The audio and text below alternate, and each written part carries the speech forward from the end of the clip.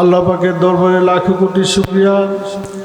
আল্লাহ পাক আমাদের বিলুপ্ত পূর্ণাঙ্গ দ্বীন ইসলাম, বিলুপ্ত ইলমে কলব, ইলমে তাসাউফ শিক্ষার মাহফিলে, নায়েব রাসূলের মাহফিলে, আখেরাতের সঠিক শিক্ষক, একজন খাঁটি হক্কানি আলেমের মাহফিলে হাজির হওয়ার তৌফিক দান করেছেন। সবাই বলে আলহামদুলিল্লাহ। আল্লাহ তাআলা কুরআন মাজিদে ঘোষণা করেছেন, আউযু বিল্লাহি মিনাশ শাইতানির রাজীম, বিসমিল্লাহির রহমানির রহিম। কাইফা তাকফুরুনা বিল্লাহি ওয়া কুনতুম আমওয়াতান ফাআহইয়াকুম সুম্মা ইউমীতুকুম সুম্মা ইউহয়ীকুম সুম্মা ইলাইহি তুরজাউন। আল্লাহ তাআলা বলেছেন, কেমন করিয়া তোমরা আল্লাহর প্রতি অবিশ্বাস বা নাশুকরি করিতেছ, অথচ তোমরা ছিলে মৃত।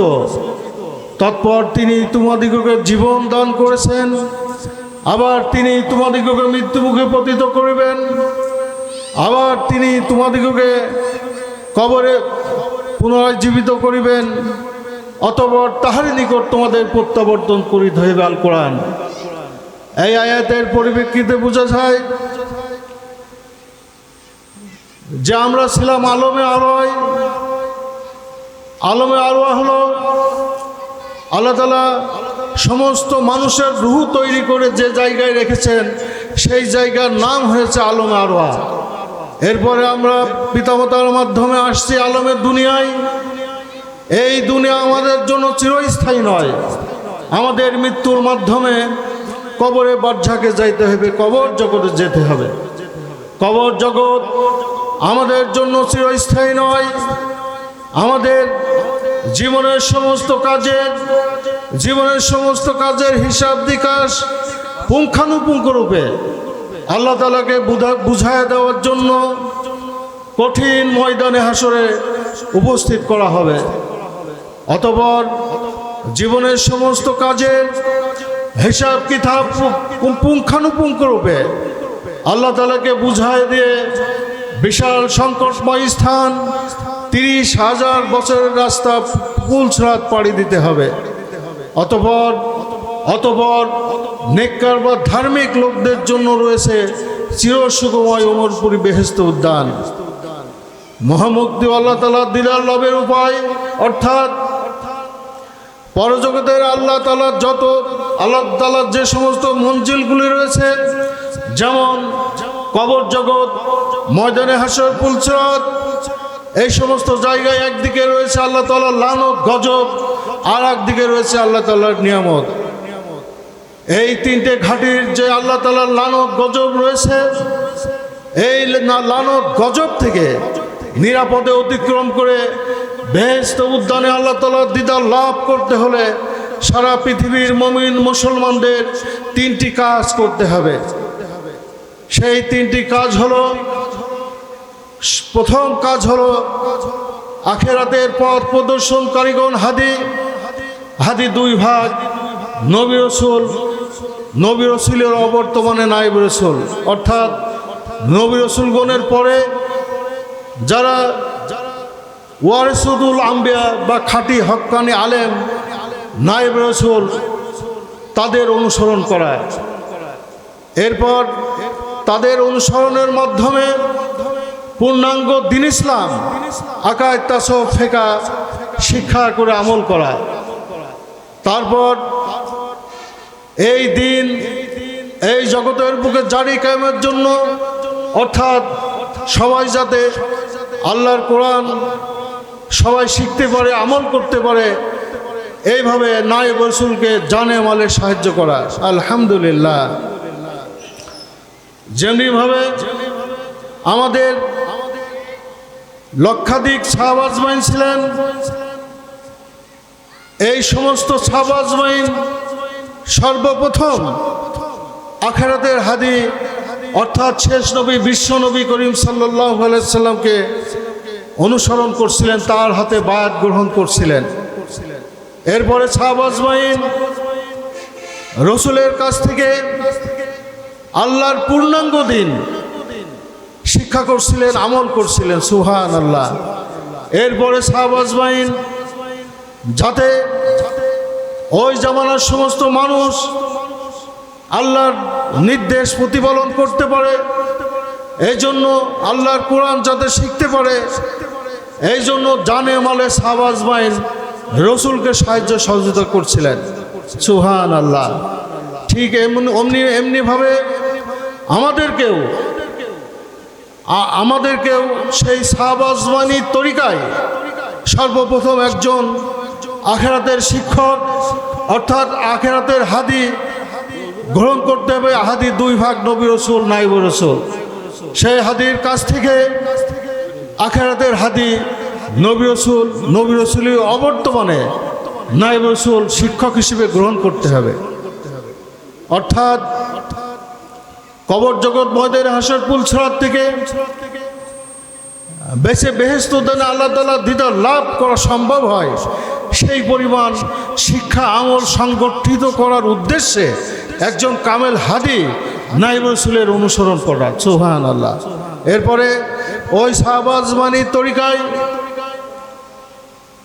সেই শিক্ষকের কাছ থেকে আল্লাহর পূর্ণাঙ্গ দিন আকায়েদ তাসাউফ ফিকহ শিক্ষা করে আমল করা। সুবহানাল্লাহ। এবং আল্লাহর পূর্ণাঙ্গ দিন যাতে সবাই শিখতে পারে, আমল করতে পারে, দিন জারি হয়, কায়েম হয়, এজন্য জানে মালে ওই সাহাবা আজমানির তরিকায় নাইব রসুলকে সাহায্য সহযোগিতা করা। সুবহানাল্লাহ। তো আমাদের যে নবী রসুলগণ এই দুনিয়ায় আল্লাহ তাআলা পাঠিয়েছেন তার সংখ্যা হলো 1,00,000 মতান্তরে 2,24,000 নবী রসুল। সুবহানাল্লাহ। এই 1,00,000 মতান্তরে 2,24,000 নবী রসুলের যে শিক্ষা এই দুনিয়ায় রেখে গেছে তা গোড়ার দিকে 3 ভাগ। এক ভাগ হলো আকাইদ, অর্থাৎ নবী রসুলগণ উম্মতদের ঈমান আকীদা সহি করার জন্য, দুরস্ত করার জন্য এক আকাইদের মাসালা শিক্ষা দিয়েছেন, অর্থাৎ ঈমানের মাসালা শিক্ষা দিয়েছেন। অর্থাৎ আরেক ভাগ শিক্ষা দিয়েছেন নবী রসুলগণদের জামানায় যাতে যে মানুষের দেহ সম্পর্কীয় যত মাসলা মাসাইল ছিল তা শিক্ষা দিয়েছেন এবং দেহকে পরিশুদ্ধ করেছেন। সুবহানাল্লাহ। নবী রসুলগণ আর এক প্রকার শিক্ষা দিয়েছেন যে ইলমে কলব, ইলমে তাসাউফ শিক্ষা দিয়ে মানুষের অন্তরকে পরিশুদ্ধ করেছেন। সুবহানাল্লাহ। নবী রসুলগণ এই দুনিয়ায় যে ইলম রেখে গেছে বা যে শিক্ষা দিয়ে গেছে তার 3 ভাগ, আকায়েদ তাসাউফ ফিকহ। এবং কোরআনে এই 3 ভাগ শিক্ষা রয়েছে, ঈমানের মাসালা, দেহের মাসালা এবং আত্মার মাসালা সংক্ষেপে। এবং হাদিসের ভিতরে এই 3 ভাগ শিক্ষা রয়েছে, ঈমান সম্পর্কীয় মাসালা, দেহ সম্পর্কীয় মাসালা এবং অন্তরশুদ্ধির বিদ্যা ইলমে কলব, ইলমে তাসাউফের মাসালা। এর বিস্তারিত বর্ণনা তো নায়েব রসুল কিতাবপত্র সহ, কোরআন হাদিস ফিকহের কিতাব এবং অতীত যুগের যত দিনের গ্রহণযোগ্য কিতাব রয়েছে এবং নায়েব রসুলের যত লিখিত কিতাব রয়েছে সেই কিতাব সহ নায়েব রসুল বর্ণনা করে থাকেন আকায়েদ তাসাউফ ফিকহ। যে নবী রসুল কোনো শিক্ষা, কোরআনের শিক্ষা, হাদিসের শিক্ষা, এই তা নায়েব রসুল বর্ণনা করবেন। আমরা নায়েব রসুলের কাছ থেকে যে শিক্ষা করেছে তার আলোকে কিছু আমরা বর্ণনা করি। সুবহানাল্লাহ। তাহলে আকায়েদ তাসাউফ ফিকহ হলো 2 ভাগ, ইবাদত আল্লাহর হক, মুআমালাত বান্দার হক। ইবাদত আল্লাহর হক, মুআমালাত বান্দার হক।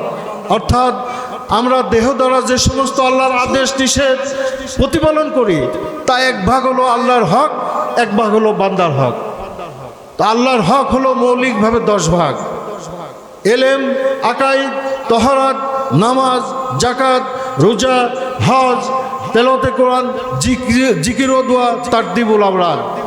কোরআন হাদিসের ভিতরে আল্লাহর হক সম্পর্কীয় যত মাসালা আছে তা মৌলিকভাবে 10টার ভিতরে। বান্দার হকের ভিতরে আছে 10টা, খানাপিনা, নিকাহ, রোজগার, হালাল হারাম, দুস্থি সবদ, নির্জনবাস, সফর, পিতামাতা সন্তানের হক, আত্মীয় স্বজনের হক, এতিম মিসকিন পথিক ধনী দরিদ্র রাজা প্রজার হক এবং পীর মুর্শিদের হক বা উস্তাদ শাগরেদের হক, শিক্ষক ছাত্রের হক। এই 10 কোরআন হাদিসের ভিতরে বান্দার হক সম্পর্কীয় যত মাসালা আছে তা মৌলিকভাবে 10 ভাগ। তাহলে আমরা দেহ দ্বারা যে সমস্ত আল্লাহর আদেশ নিষেধ প্রতিপালন করতে হয় তা আল্লাহর হকে 10, বান্দার হকে 10, 10, 10, 20 প্রকার মৌলিক বিষয়। এই 20 প্রকার মৌলিক বিষয় যদি আমরা আবশ্যক পরিমাণ শিক্ষা করা ফরজ শিক্ষা করি, আমল করা ফরজ আমল করি, তাহলে আমাদের আল্লাহর হক আদায় করা সম্ভব হবে এবং বান্দার হক আদায় করা সম্ভব হবে। সুবহানাল্লাহ।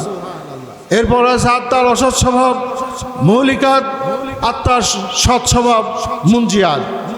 অর্থাৎ কোরআন হাদিসের ভিতরে আত্মার অসৎ স্বভাব সম্পর্কীয় যত মাসালা আছে তা মৌলিকভাবে 10 ভাগ।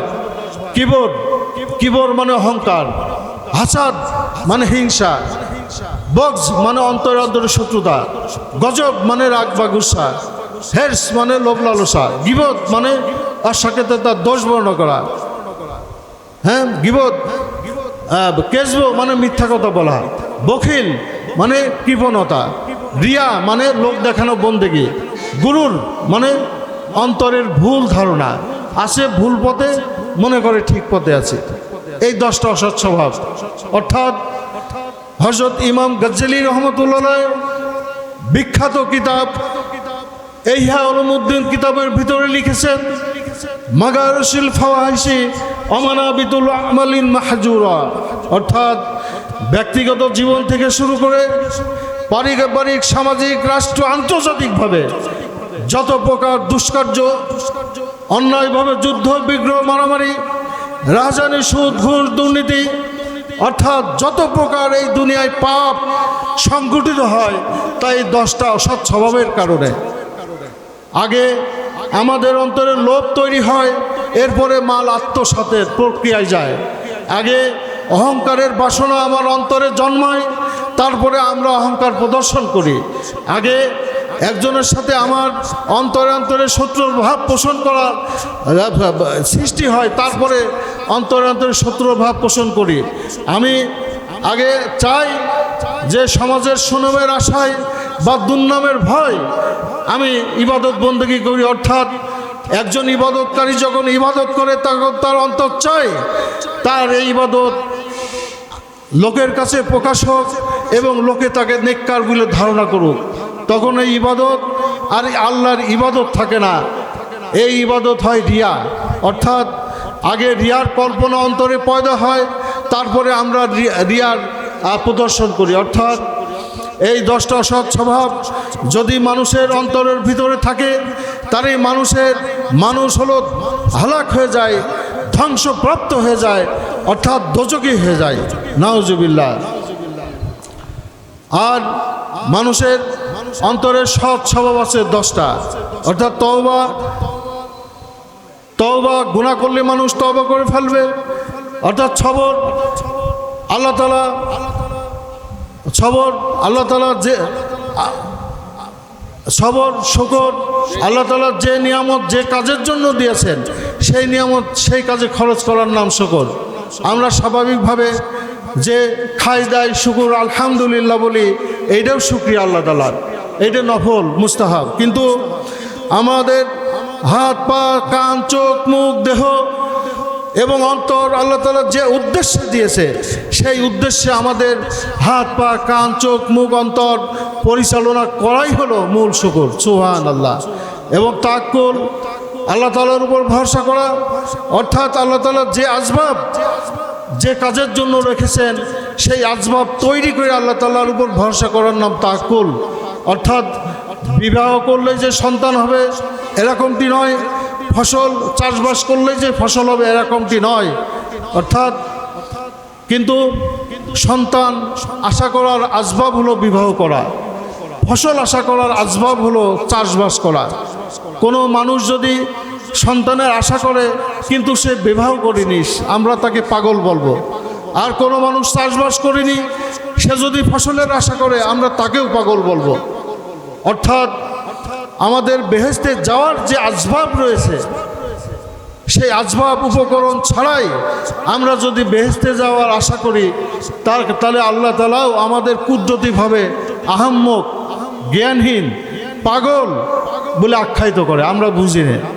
অর্থাৎ আখিরাতের আসবাব হলো 1 নম্বর হাদিস গ্রহণ করা, 2 নম্বর হাদির কাছ থেকে আল্লাহর পূর্ণাঙ্গ দিন আকায়েদ তাসাউফ ফিকহ শিক্ষা করা, আমল করা, এবং এই দিন জারি কায়েমের জন্য নায়েব হাদিকে জানে মালে সাহায্য করা। এই 3টে আসবাব হলো বেহেশতে যাওয়ার আসবাব। সুবহানাল্লাহ। এই জন্য তাহলে আমার আত্মার সৎ স্বভাব যে মৌলিকভাবে 10টা, যে তওবা, সবর, শুকর, তাওয়াক্কুল, ইখলাস, খৌফ, রজা, মুহাব্বত, মুরাকাবা, মুহাসাবা, এই 10টা হলো আত্মার সৎ স্বভাব। অর্থাৎ আল্লাহর হকে 10, বান্দার হকে 10, আত্মার অসৎ স্বভাবে 10, সৎ স্বভাবে 10, 4-10কে 40 প্রকার মৌলিক বিষয় সমষ্টি পূর্ণাঙ্গ দিন, শরীয়ত বা ইসলাম ধর্ম। এই হলো আমাদের ইসলাম ধর্মের পরিচয়। হাদিস শরীফে বর্ণিত আছে, তলবুল ইলমি ফারিদাতুন আলা কুল্লি মুসলিম ওয়া মুসলিমা, প্রত্যেক মুসলিম নর এবং নারীর উপরে যে ইলমের দ্বীন শিক্ষা করা ফরজ, তা আল্লাহর হকে 10টা, বান্দার হকে 10টা, আত্মার অসৎ স্বভাবে 10, সৎ স্বভাবে 10, 4-10কে 40 প্রকার মৌলিক বিষয় থেকে আবশ্যক পরিমাণ দ্বীনি ইলম শিক্ষা করা ফরজ, আমল করা ফরজ। এবং আল্লাহ তাআলা কোরআন মাজিদে ঘোষণা করেছেন, আউযু বিল্লাহি মিনাশ শাইতানির রাজিম, বিসমিল্লাহির রহমানির রহিম, ইয়া আইয়ুহাল্লাযিনা আমানু উদখুলু ফিস-সিলমি কাফা, হে ঈমানদারগণ, তোমরা ইসলামের ভিতরে পরিপূর্ণভাবে দাখিল হও, এবং ওয়ালা তাত্তাবিউ খুতাতিশ শাইতান ইন্নাহু লাকুম আদুউম মুবিন, তোমরা শয়তানের পদঙ্ক অনুসরণ করো না, কারণ শয়তান তোমাদের প্রকাশ্য দুশমন। অর্থাৎ এই পূর্ণাঙ্গ দিন যদি আংশিক ধর্মে কেউ আংশিক ধর্ম শিক্ষা করে থাকে, আংশিক ধর্ম আমল করে মুক্তির আশা করে, এইটা হলো অন্তরের ভুল ধারণা। কেউ যদি আংশিক ধর্ম শিক্ষা দেয় এবং আংশিক ধর্মের ভিতরে মুক্তির ঘোষণা দেয়, সেই ঘোষণাটাও হলো এই ধারণা হলো ভুল। এর জন্য আমরা আমাদের নায়েব রাসূলের মাধ্যমে পূর্ণাঙ্গ দিন শিক্ষা করব, আমল করব এবং জারি কায়েমের চেষ্টা করব। আর একটি সংক্ষিপ্ত মশালাই বর্ণনা করব। সংক্ষিপ্ত মশালা হলো যে আমাদের সর্বপ্রথম সূরা ফাতিহা, তারপরে সূরা বাকারা। সূরা বাকারার প্রথম ও দ্বিতীয় রুকুর মূল শিক্ষা যে দুনিয়ার মানুষ ধর্ম হিসেবে 3 ভাগ, দুনিয়ার মানুষ ধর্ম হিসেবে 3 ভাগ, অর্থাৎ মুমিন, মুনাফিক, কাফের। আমরা এই পৃথিবীতে যত মানুষ বসবাস করি তার 3টে জাতি, অর্থাৎ মুমিন বা মুসলমান জাতি, মুনাফিক জাতি, কাফের জাতি ধর্ম হিসেবে। অর্থাৎ সারা পৃথিবীর মুসলমান আমরা একটাই জাতি, একটাই শরীর। অর্থাৎ এই সারা পৃথিবীর মুমিন মুসলমান আমরা একটা দল, একটা জাতি, এক ধর্ম, এক ইসলাম।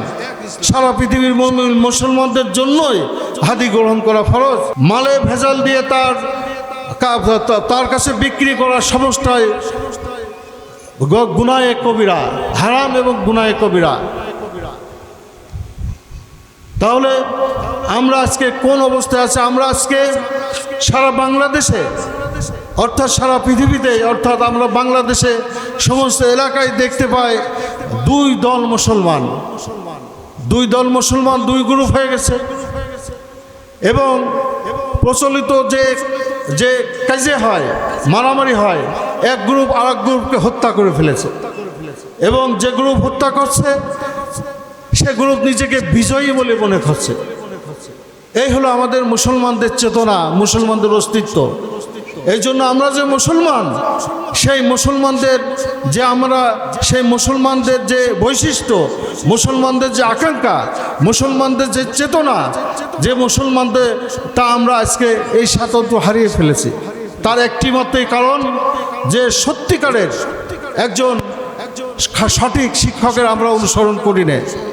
এজন্য আমাদের সঠিক একজন শিক্ষকের অনুসরণ করতে হবে।